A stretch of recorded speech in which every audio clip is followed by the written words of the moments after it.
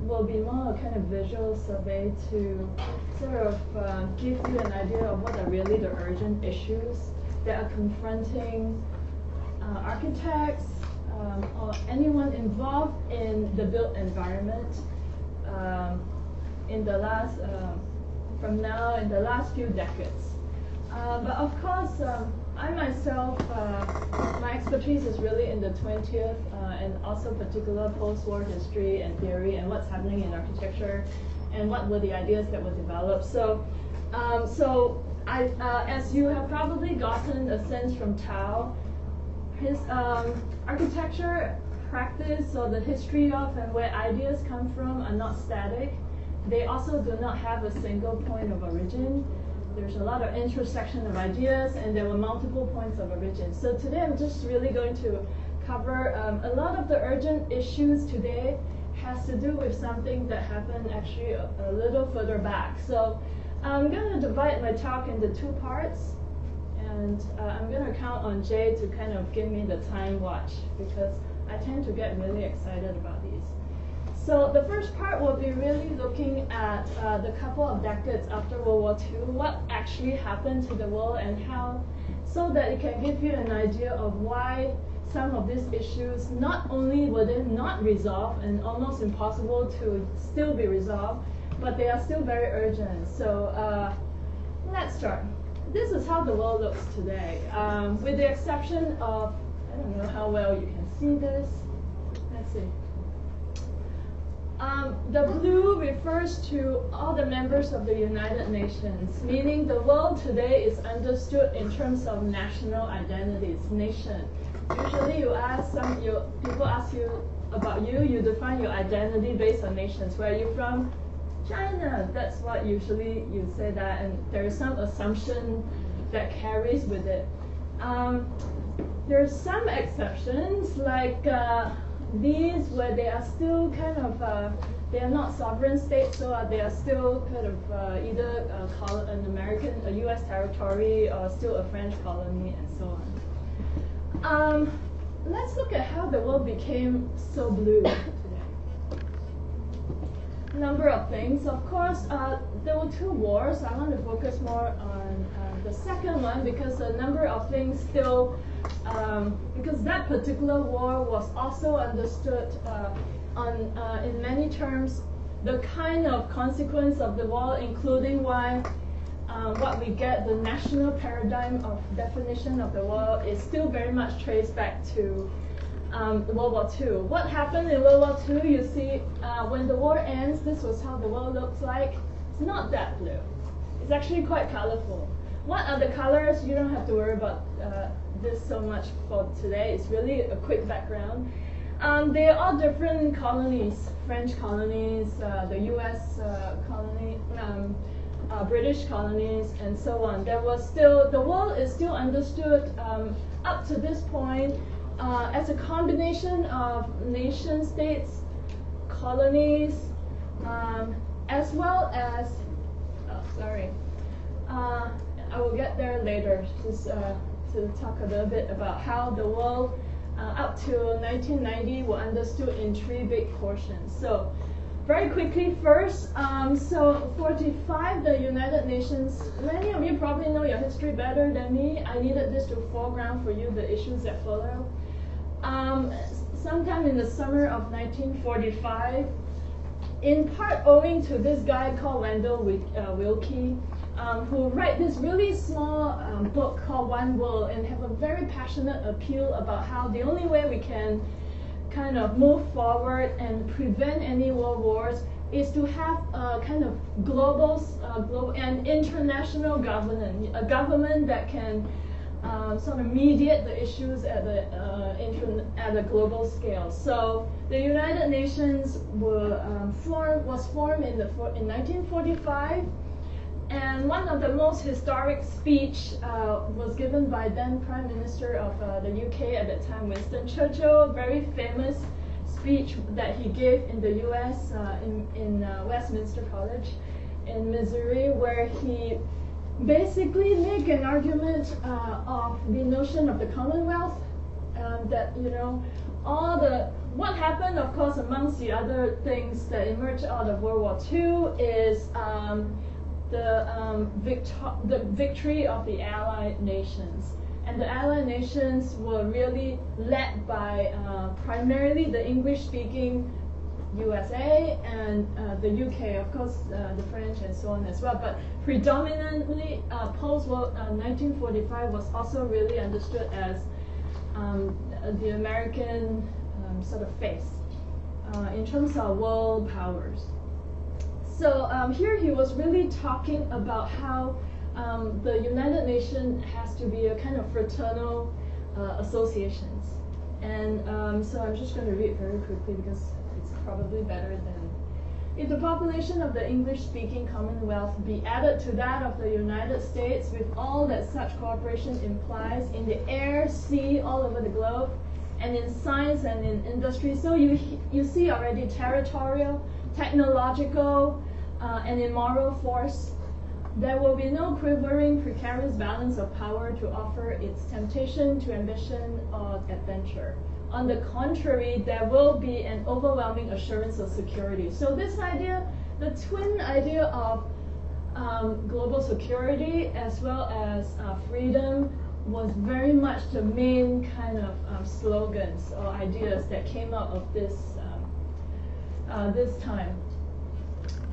Well, it wasn't the world. It didn't become blue so quickly, right? So for over 4 decades, architects was working in the world, depending on which color blocks you are. The world was divided into the communist bloc, which is pink, the developing nations, or they call it the third world, because the communist bloc is understood as the second, and so-called the free world, which is the first world also. And so why this is important? Because it actually does matter for the architects who are practicing within them, that depending on which world ideology they are in, it also affects the kind of architectural production, the types of work they were doing, as well as the ideas that were disseminated. So a lot of the ideas were, there were a lot of exchanges of ideas between the blue, and there were also ideas that the blue brought into the developing nations. You will see that as I go into detail later. And for a long time, until '89, there was, the red blocks were mostly internalized, meaning the kind of architectural production were very much happening within rather than in terms of transfers. This is really general because that's not entirely true, because there were certain architects who were sent out purposefully by the government, say in Russia or in China, to the US, Canada, or Australia, specifically for knowledge gathering and to kind of be trained in the West. And they'll come back and sort of work within the nation, the territory itself. So all these are important consideration when looking at the kind of work that were being produced within this time period. There are a few number of things that were also significant because they affect also architectural ideas and production at that time. One was this notion of the American economic dominance. It was called the European Recovery Program. After '45, Europe was pretty devastated economically. A lot of the cities needed rebuilding. There was a lot of work for architects. Towns needed to be rebuilt, and there were a lot of new housing agendas that came out, housing projects, new towns, and so on, because there were a lot of homes that were devastated.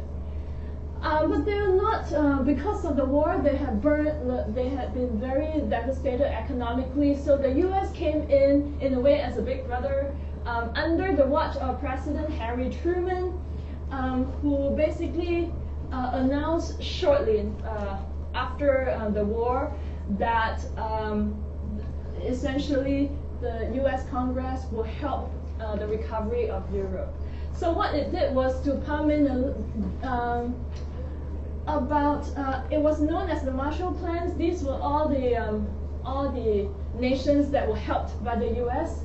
to recover. So the U.S. was really the generous Uncle Sam. That's where if you ever heard of Uncle Sam, that's where it came from during this time. This is the U.S. What's interesting is this is the Greek depiction. The Greek benefited most in U.S. aid. I think Greece got $13 billion, if I'm not wrong, which translates to about $130 billion in contemporary monetary terms. So that's literally Greece was getting built from scratch by American dollars. So this was really, so of course the cartoonists in Greece will say, well, you know, Uncle Sam is coming in and be kind of big brother. This is a cartoon that is drawn from the US saying that, hey, Uncle Sam, there's more work for you, go do your work, right? So there's this kind of double perception of what aid means from the point of view of Europe and from the point of view of the American. The other thing that was happening during this era was the crackdown of communism. What this really means was a very divided idea of the world where from the first world point of view, whatever they stand for, fighting against totalitarianism, the democratic ideas and so on was good.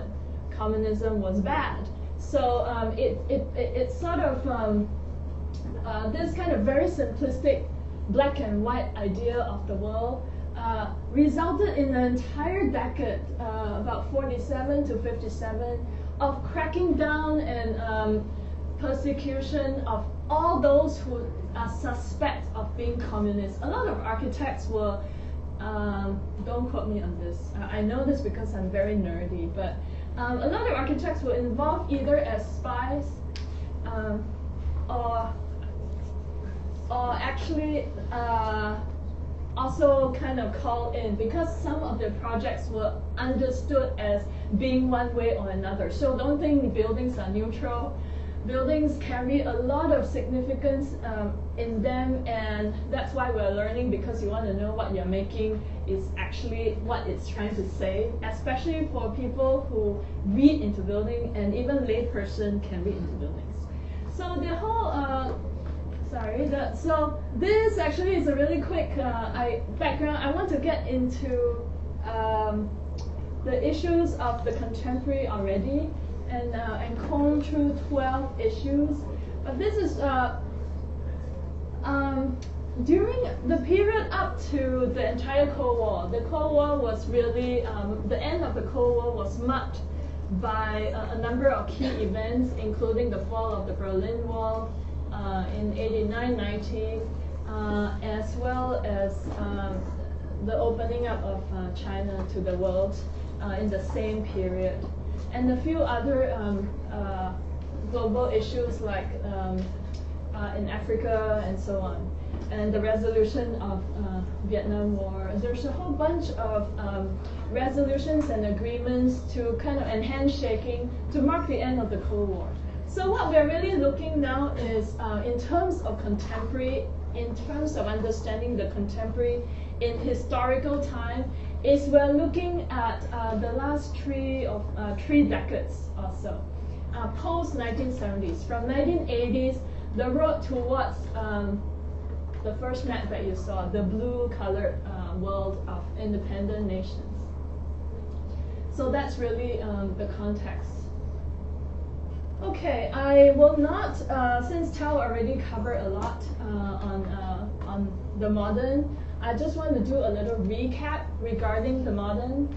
The word modern, within the study of architecture and also the understanding of architecture, there implicates a few other kind of longer terms. One is, and I assume that Tao had been spending a lot of time on this word modernity last week, which, and this might be very simplified, but I clarify it for you. That modernity, as we understand it, and a lot of theorists, philosophers, historians have really explored this issue, is really an experience, which means that modernity was experienced in 1900 as as much as it was experienced in 2000 and 2015. What modernity is really a experience of the modern. What the modern is the new, the rejection of the old. If you see the word modernization, it has been often now tied in with development, which actually is not entirely the same. Modernization is a process, the process of modernizing. Often the word modernization is also related to technology and often tied into the word of industrialization. And finally, what we are most concerned with in terms of what we do in architecture schools, in design studios, why we study history and theory, why we study construction and so on, really has to do with this idea of modernism. Modernism is the kind of what is being the response towards modernization and modernity. What is the response? Well, modernism is not only in architecture. Modernism are actually forms of responses. So if you look at modernism in literature, for example, I don't know if there are any literature major in high school and so on, you will see that there's a break in style, there's a break in writing, there's a break between the subject and object matters and so on. Modernism in the arts, you will see very clear break, say in the 1910s and 20s, in how they draw the nature and how they abstract certain ideas. A lot to do with notions of speed, space, new conceptions of time. And so modernism are really different forms in different disciplines that manifest responses to the onslaught of modernization. And they continuously express the experience of modernity. So what were the kind of modernization or advancement that actually have really direct relationship? Now we're getting closer and closer to the heart of the issue of architecture. One is television. Not just the invention of the television, but the mass consumption of television. When television becomes something in which every